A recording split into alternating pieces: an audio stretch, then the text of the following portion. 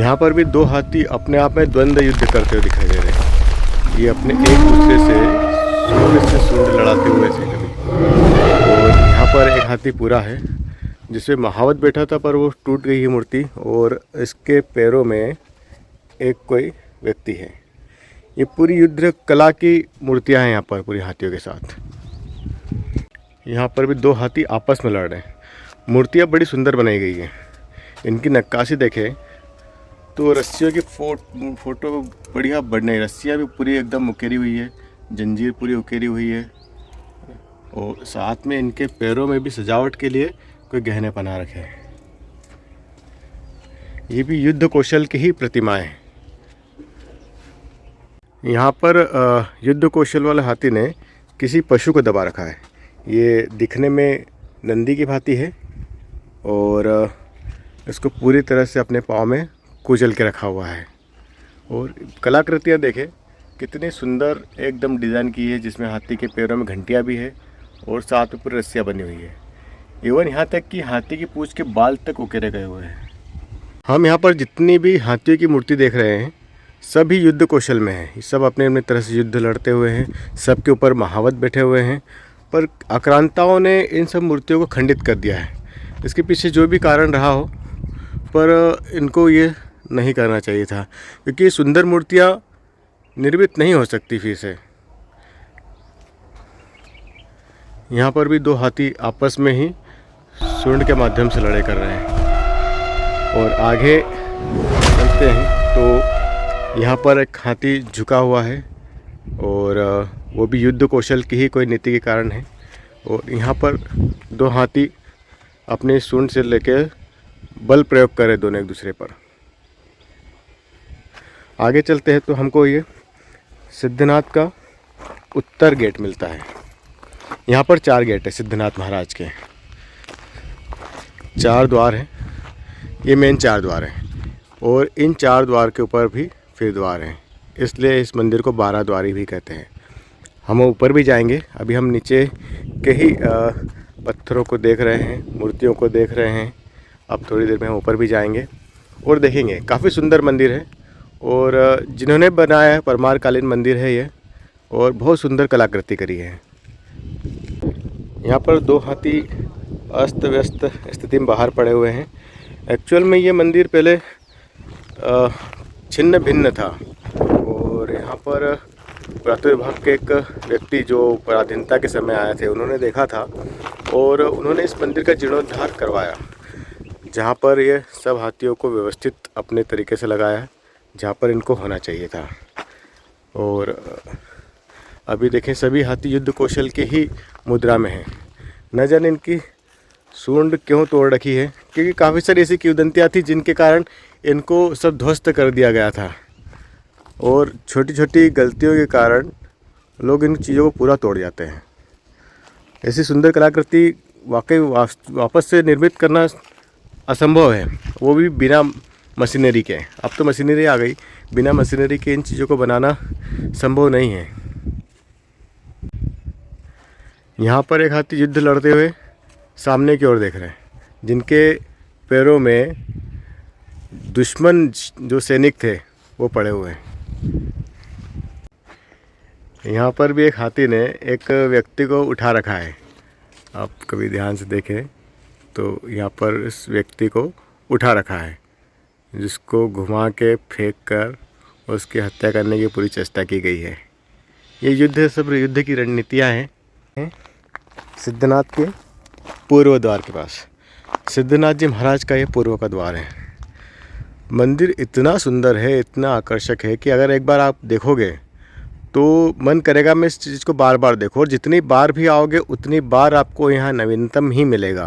क्योंकि सब पूरे मंदिर को देखना, उनकी मूर्तियों को देखना, उनकी कलाकृति को देखना, उसकी आभा को सुनना, उसकी आभा को आभास करना, वो एक बार में संभव नहीं है। मैं यहाँ न जाने कितनी बार आया हूँ, शायद 100-125 बार से ऊपर आ चुका हूँ यहाँ पर जब भी आता हूँ तब मुझे कुछ न कुछ ऐसा लगता है कि कुछ तो नया है, तभी तो इनका नाम सिद्धनाथ है। हम आगे और फिर मंदिर की परिक्रमा में ही बढ़ते हैं, और यहाँ पर भी देखो हाथी ही हाथी है जो अपनी युद्ध कला में लगे हुए हैं। एक विशेष टाइप का हाथी, देखिए यहाँ पर ये हाथी अपने महावत को गिराते हुए है, महावत पूरी तरह गिर रहा है। हाथी अपनी तरफ पूरा सिर घुमा लिया है उन्होंने 180 डिग्री के लगभग, और महावत पूरी तरह से नीचे गिर रहा है। ये कोई एक बड़ी स्टोरी को दिखा रहा है कि यहाँ पर ऐसा या कहीं पर भी ऐसी घटना घटी होगी जिसमें महायुद्ध हुआ होगा और बहुत सारे हाथी उसमें हुए होंगे, और उन हाथियों को युद्ध कौशल के रूप में यहाँ पर दर्शाया गया है। यहाँ पर भी एक हाथी किसी सिपाही को पूरी तरह से दबोच रहा है। देखिए सिपाही भी एकदम पूरा लाचार, ऐसा लग रहा है पूरा दबाव। मतलब मूर्ति कलाकार ने इतने बढ़िया ढंग से इसको बताया है कि हाथी के चेहरे पर वही भाव है, और जिस पे प्रेशर डाल रहे हैं उसके चेहरे पे वही भाव है कि उसको पूरा प्रेशर उसके ऊपर आ रहा है।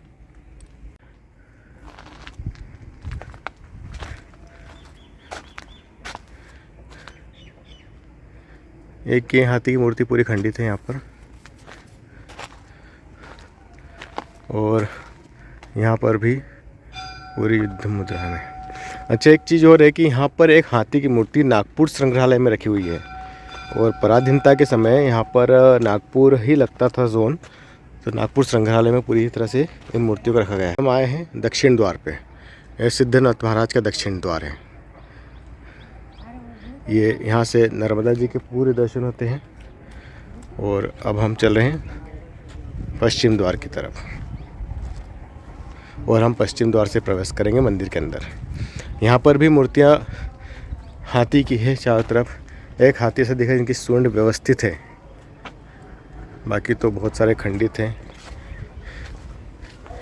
सब पूरी युद्ध कौशल मुद्राओं में ही हैं।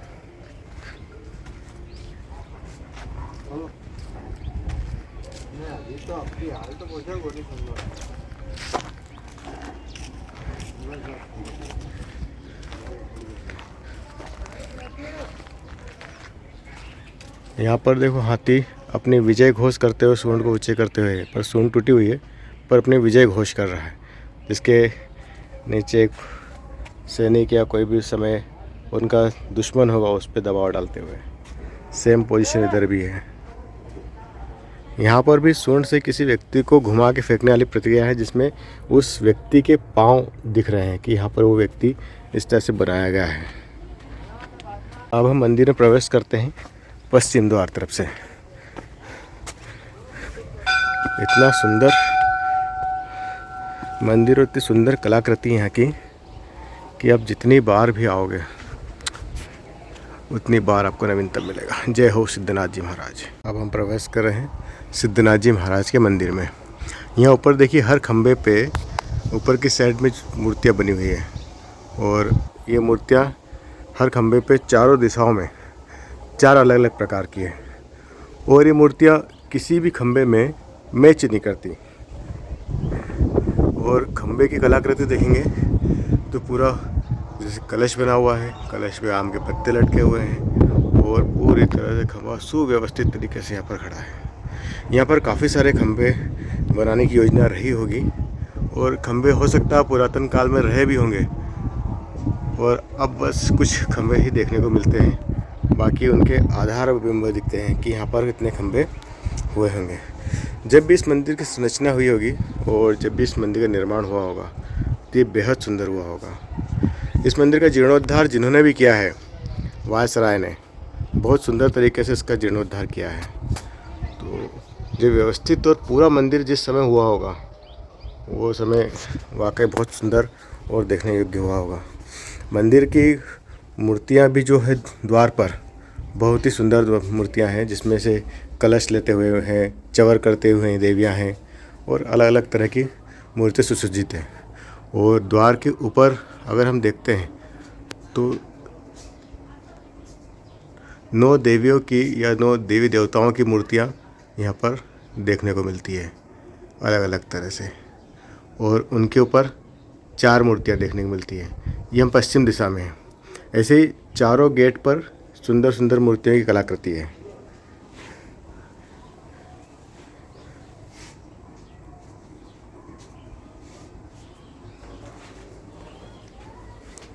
इतनी सुंदर कलाकृति अगर हथौड़ी छेनी से अगर किसी ने बनाई होगी तो तो वाकई वो सैल्यूटेबल पर्सन होंगे।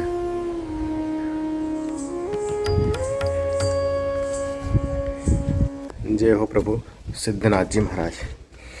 सिद्धनाथ जी महाराज का विग्रह।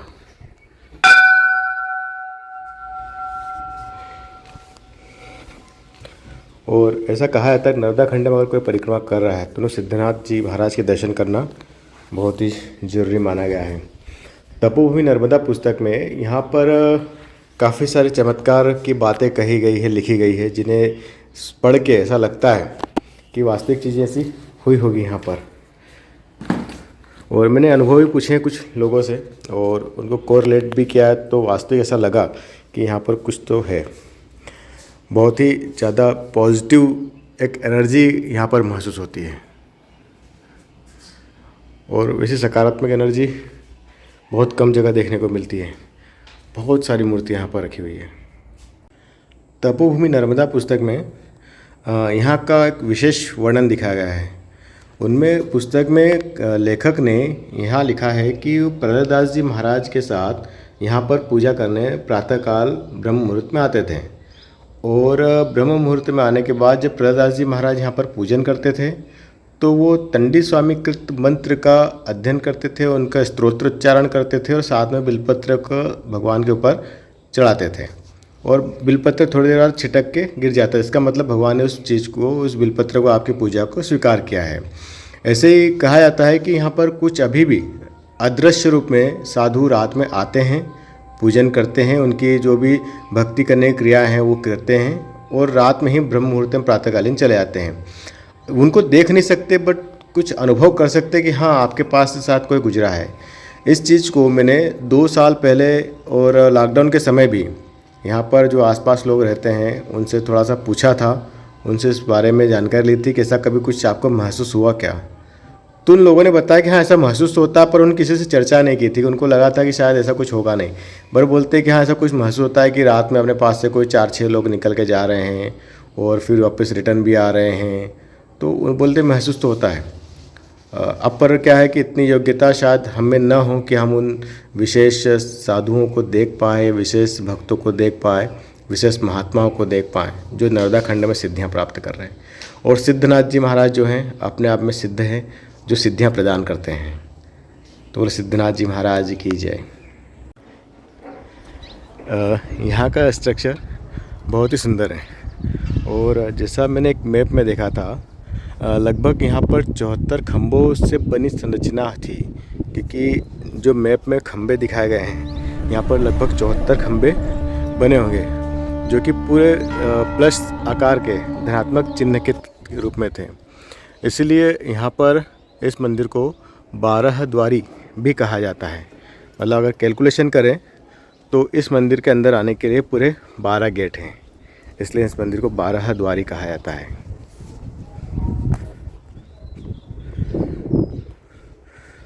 चारों तरफ भव्य और आकर्षक मूर्तियां हैं और बहुत ही सुंदर दृश्य है। हम लगभग वैदुरमणि पर्वत के एक शीर्ष पे हैं, जहाँ से हम बांध को भी देख सकते हैं, नर्मदा जी का जल भराव भी पूर्ण रूप से देख सकते हैं और इस सुंदर मंदिर को भी देख सकते हैं। अगर आप फिर यहाँ पर देखें फिर भी आपको मूर्तियाँ सब अलग अलग तरह से ही दिखेगी। कोई भी खंबे की मूर्ति एक दूसरे से मैच नहीं कर रही है।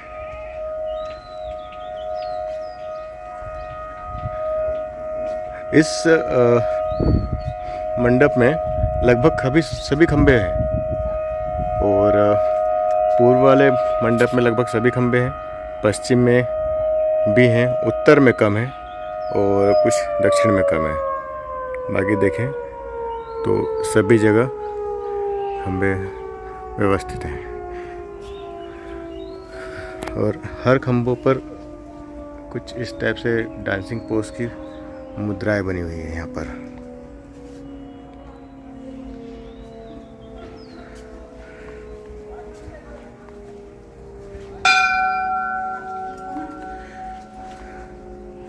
विभिन्न आकृति और कलाकृतियों से सुसज्जित यह मंदिर बेहद ही दर्शनीय है। ठीक है, दक्षिण भाग की तरफ जा रहे हैं और यहाँ से भी देखें तो पूरे सुंदर सुव्यवस्थित खंबे,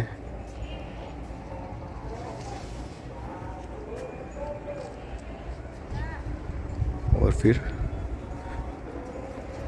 वही दक्षिण गेट से अंदर आने की भाग। यहाँ पर भी मूर्तियाँ, बहुत सुंदर सुंदर मूर्तियाँ हैं और उनकी कलाकृति देखें, चवर करती हुई देवियों की मूर्तियाँ हैं और हाथ में कलश, कपाली मूर्तियाँ भी है।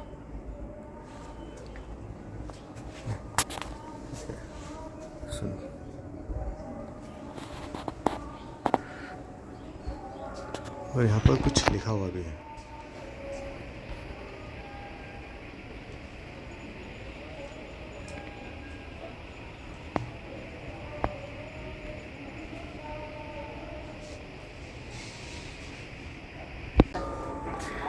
यहाँ पर अर्ली मॉर्निंग आने पे, सुबह एकदम प्रातः काल तो बहुत अच्छा लगता है।